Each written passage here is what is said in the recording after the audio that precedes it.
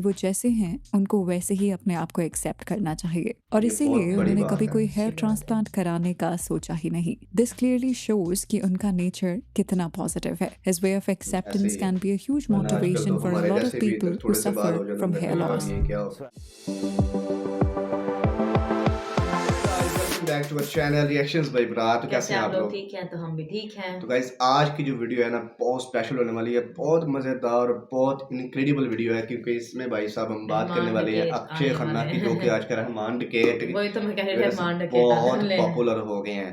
तो भाई साहब इसमें 20 ब्रिलियंट फैक्ट्स हैं जो कि शायद आपको भी नहीं पता होंगे और मुझे भी नहीं पता, क्योंकि मैंने जो है इनको इसी मूवी से ज़्यादा जाना है, अक्षय खन्ना को। ठीक है, ज़्यादा मैंने इनकी मूवीज़ नहीं देखी।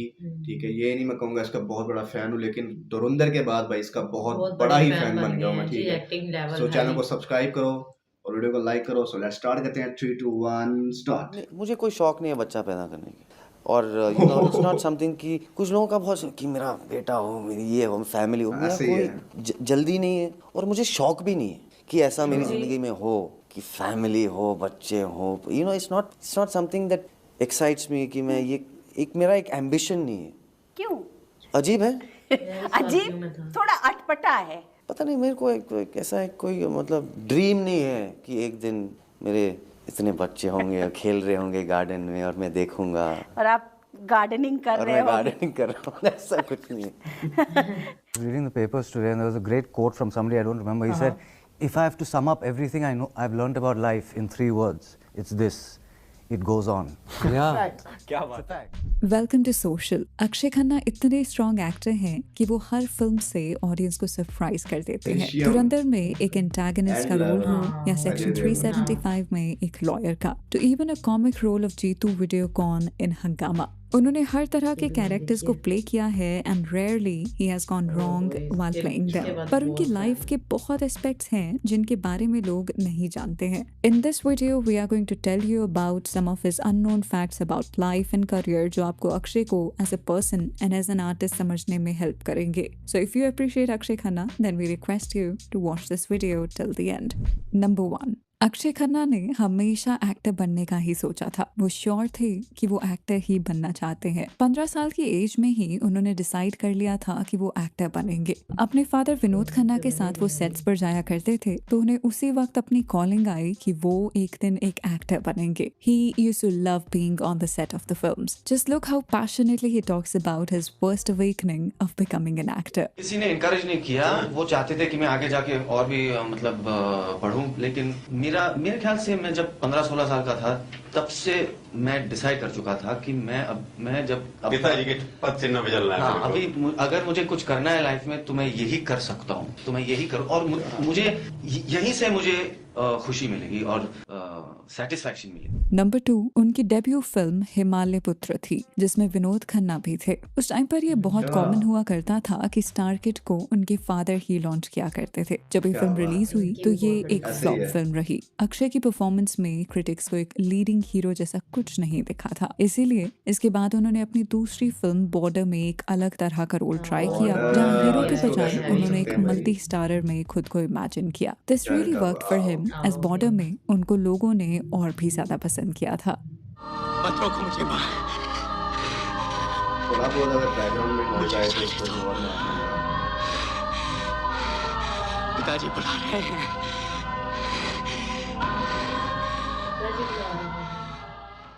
नंबर 3, आपने बस देखा serious हो होगा गए ना कि लोग। सभी एक्टर्स के कितने आइडल्स होते हैं। A lot of them are inspired from legends of Bollywood और even Hollywood। पर अक्षय का आइडियलिज्म बिल्कुल अलग रहा है। जब उनसे सिमी गरेवाल ने इंटरव्यू में उनके आइडल्स को लेकर क्वेश्चन पूछा था तो अक्षय का रिस्पॉन्स ये था।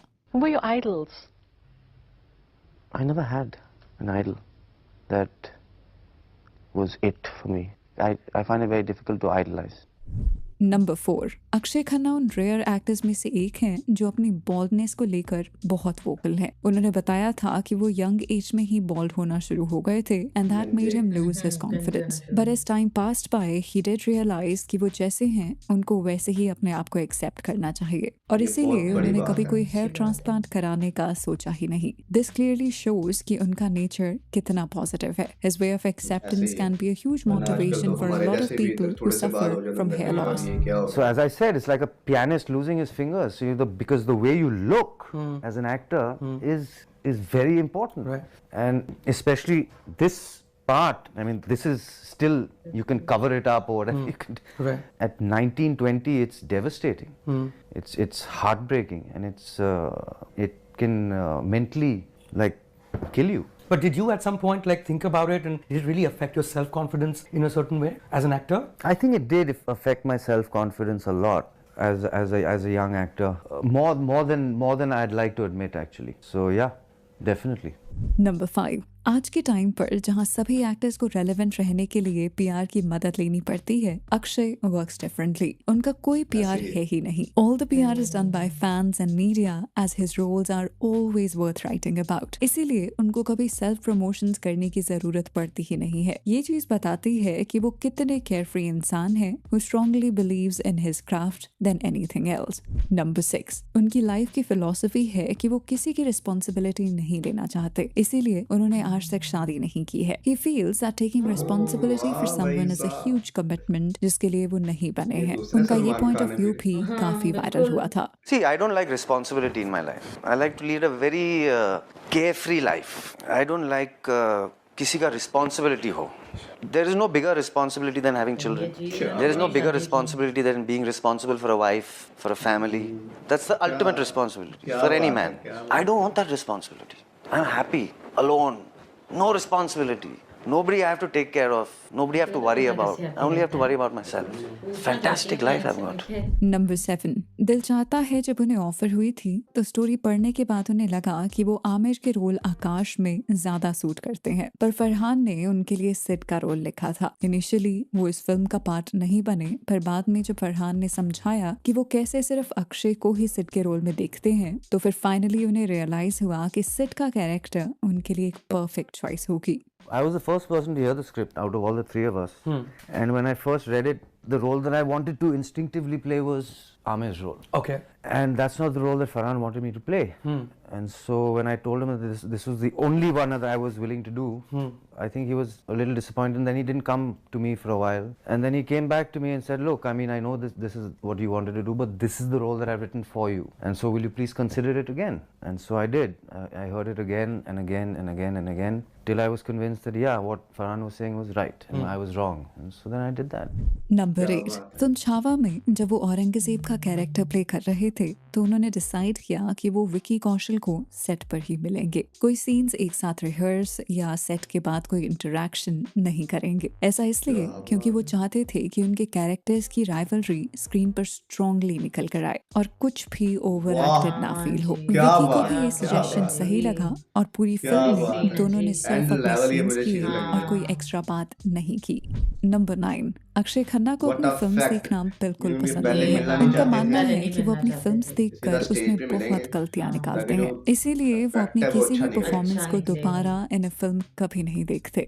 नंबर 10, फरदीन खान की एक फिल्म आई थी जिसका नाम जानशीन था. उस फिल्म को डायरेक्ट भी उनके फादर फिरोज खान ने किया था. इसी फिल्म के लिए पहले अक्षय को कास्ट किया गया था, पर उनको ये फिल्म छोड़नी पड़ी क्योंकि फरदीन ने खुद अपने आप को इस फिल्म के लिए अवेलेबल कर दिया था. And since it was directed by his father, तो अक्षय को उन्होंने रिस्पेक्टफुली इस फिल्म से मना कर दिया.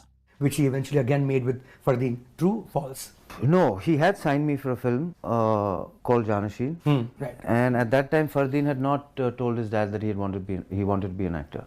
Maybe about 6-7 months after he had signed me, Fardeen told him that he wanted to be an actor. And so obviously he came to my dad and said, Right. my son just told me, I'm really sorry, but I'll have to make a film with him instead. So yeah, that's true. So he made Premagan. He made Prema with him.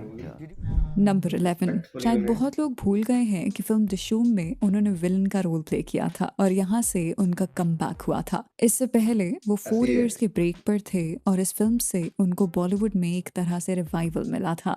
लेकिन अगर तू मेरे लिए खेल लेता है तो तेरी फैमिली भी बच सकती है. सोच, on a lazy Sunday afternoon तेरे डैड लिविंग रूम में पेपर पढ़ रहे हैं. पूरे घर में खाने की हल्की सी खुशबू आ रही है क्योंकि तेरी माँ किचन में दाल को तड़का लगा रही है, और बूम, Number 12. अक्षय की सिनेमा सेंस काफी स्ट्रॉन्ग नजर आती है as he was one of the early artists who predicted कि एंटी हीरो कैरेक्टर्स फ्यूचर में वर्क करेंगे। When Kabir Singh was released तो अक्षय ने कहा था कि ऐसा पहले कभी नहीं हुआ है कि एक फ्लॉड हीरो को ऑडियंस ने इस तरह से पसंद किया हो। अक्षय ने कहा था कि ये फ्यूचर में आने वाली फिल्म्स के लिए एक बड़ा एग्जाम्पल हो सकता है as audience would be interested in watching such films. For example, Kabir Singh. Right. The numbers that the audience have given Kabir Singh Correct. is indicative of something that has changed. That's right. Right? A flawed leading man. Yeah. Severely flawed. Severely flawed, sure. But who people have loved. Right. It has not happened before. True. At least with these kind of numbers. Correct, correct. So fundamentally, that will register with writers, with directors, Right, with producers. and it will reflect in what's being and made it will next. reflect Yeah. in future films. True.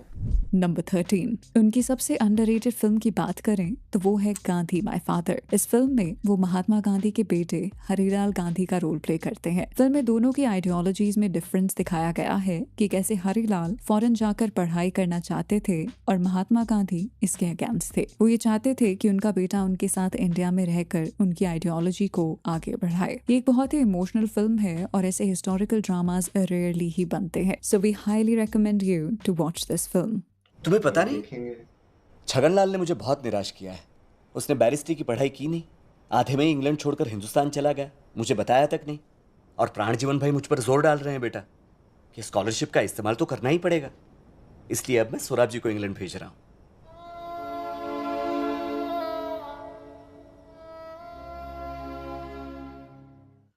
Number 14. Akshay Khanna के around rarely ही कोई controversy है, पर एक ऐसी बात है जो शायद बहुत कम लोगों को पता है कि वो एक स्कैम का पार्ट रह चुके हैं। हुआ यूं कि उनको एक कपल ने जो फाइनेंशियल इन्वेस्टमेंट्स करते थे, उन्होंने प्रॉमिस किया कि वो उनके पैसे 45 डेज में डबल कर देंगे, पर जैसा लक्ष्मी चिट फंड स्कैम में हुआ था उनके साथ बिल्कुल वैसा ही हुआ। ना तो उनके पैसे डबल हुए और ना उनके लगाए गए पैसे वापस आए। This was a news and this is closest to what you can find him around controversies.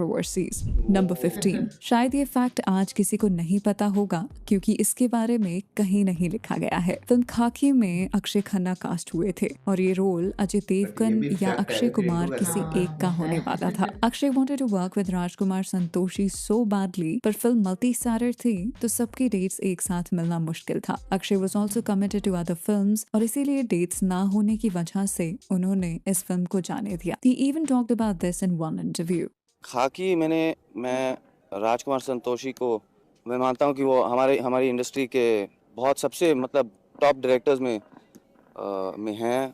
मैं कई सालों से उनके साथ काम मैं बहुत चाहता हूँ कि मैं उनके साथ काम करूँ, लेकिन इस फिल्म में वो डेटों की वजह से मैं नहीं कर पाया। नंबर 16. अक्षय के लिए सबसे चैलेंजिंग रोल रहा है फिल्म सेक्शन 375 में। उनके लिए ये एक first court room drama film थी जिसके बारे में उन्हें कोई एक्सपीरियंस नहीं था। यूजुअली फिल्म्स में डायलॉग्स इतने लंबे नहीं होते हैं, पर वो फिल्म में एक लॉयर का रोल प्ले कर रहे हैं और इसीलिए उन्हें बहुत लंबे डायलॉग्स एक स्ट्रेच में बोलने पड़ते थे। He is an actor who memorises the dialogues and never uses teleprompters. इसीलिए इस फिल्म के लिए प्रिपेयर करना उनके लिए एक बड़ा चैलेंज था। उनकी परफॉर्मेंस इस फिल्म में भी स्टैंड आउट करती है and Akshay fans would know how iconic it is.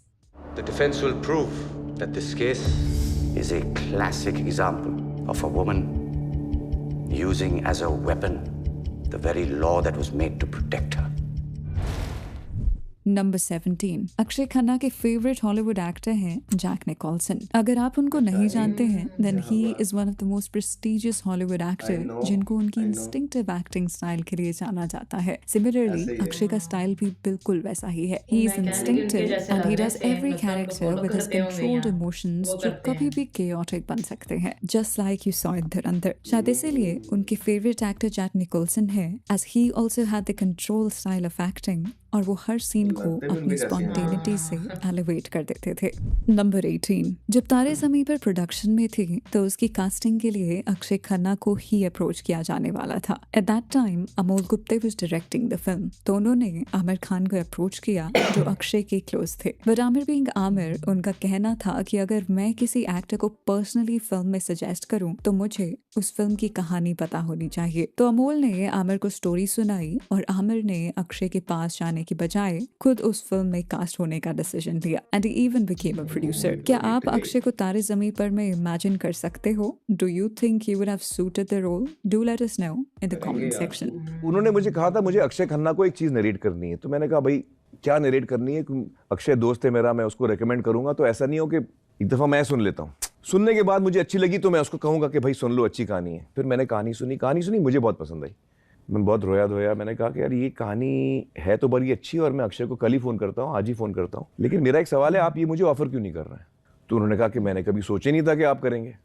Number 19, Akshay Khanna ने फिल्म परिणीता भी रिजेक्ट कर दी थी, जिसके डायरेक्टर विधु विनोद चोपड़ा थे। अक्षय को सैफ का रोल ऑफर हुआ था। बाद में जब फिल्म रिलीज हुई, अक्षय ने फिल्म को देखा और उन्हें रियलाइज हुआ कि उन्होंने इस फिल्म को रिजेक्ट करके एक बड़ी मिस्टेक कर दी थी। He even called Vidhu Vinod Chopra and apologized for it. I was supposed to do Pariniti, Parinita, that's right. Saif's role, and I didn't for some reason, I don't know why. And after the film release, I called up with Vinod and I said, you know, I really enjoyed the film and I wish I had done it. And yeah, you bastard, you such a and you're this and you're that. I was like, fine. So yeah, there have been films which I have not done and number 20, हंगामा अक्षय की एक iconic film है जहां आज जीतू वीडियोकॉन का character meme culture में legend माना जाता है। If you look at it morally, Jeetu की एंडिंग बहुत ही यूनिक थी, जहां पर वो ये एक्सेप्ट करता है कि अंजलि डजंट लव हिम। कोई और फिल्म होती तो इस रिजेक्शन को अलग तरह से पोर्ट्रे किया जाता, क्योंकि हीरो को अगर उसका लव ना मिले तो we show weird endings in films, but the way Akshay perform the scene, it gives us a lesson to move on from heart breaks while smiling. इसीलिए जीतू वीडियोकॉन का ये मोमेंट आज आइकॉनिक माना जाता है।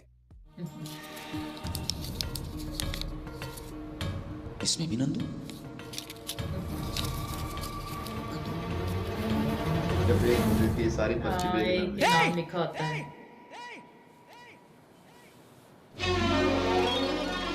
यार एंड लेवल सीन है ये।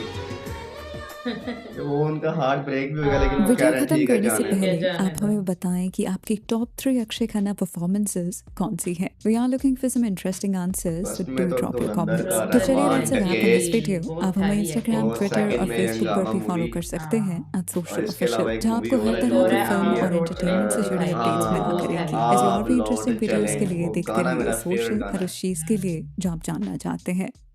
बहुत अच्छी मूवी भाई साहब मजा आ गया वीडियो देखने का, और ये पता चल गया क्या क्या वाकई सीन था। 20 ब्रिलियंट फैक्ट्स थे इसके अक्षय खन्ना के, जो कि किसी को भी नहीं पता होंगे। ठीक है, क्योंकि ये भी आगे इतने थोड़े कमबैक किया इन्होंने बहुत अच्छे वाला दृश्यम से और सेक्शन 375।